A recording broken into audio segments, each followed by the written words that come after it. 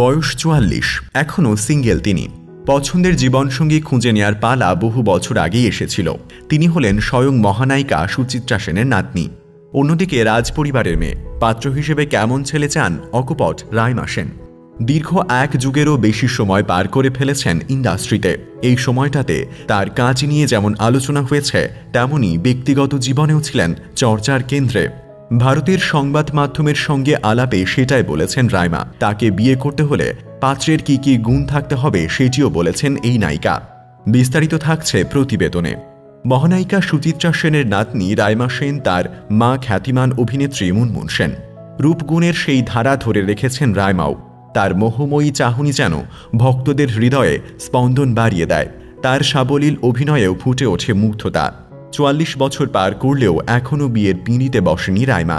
বেশ কয়েকটা প্রেমের গুঞ্জন অবশ্য ডালপালা মেলেছিল, কিন্তু সেগুলো তেমন সামনে আসেনি।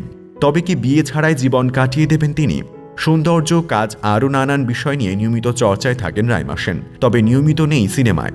এবার অভিনেত্রী তার নতুন ওয়েব সিরিজ রক্তকরবী প্রচারে এসে মুখ খুললেন তার বিয়ে নিয়ে প্রশ্নের জবাবে রাইমা সেন বলেন, আমি তো চাই বিয়ে করতে, পাত্র খুঁজে দিলেই বিয়ে করব। তাহলে কেমন পাত্র চান মহানায়িকার নাতনি, সেটিও স্পষ্ট করলেন। তার দাবি, ভালো মানুষ হওয়া চাই। আমার এমন একজন মানুষ চাই যে আমার জীবনধারার সঙ্গে মিশে যেতে পারবে, সঙ্গে একটু সেন্স অফ হিউমারও থাকবে। আর ব্যাংকে টাকা থাকাটা তো জরুরি, ওটা না থাকলে তো চলবেই না। রাইমা সেনের হাতে বরাবরই একটি আংটি দেখা যায়। এ নিয়ে অনেকের ধারণা তিনি হয়তো বাগদান সেরে ফেলেছেন, কিন্তু এই নিয়েও কথা বলেছেন রাইমা সেন।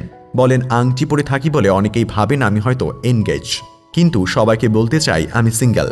এদিকে ৩ ফেব্রুয়ারি রাইমা সেন অভিনীত নতুন ওয়েব সিরিজ রক্তকরবী মুক্তি পেয়েছে।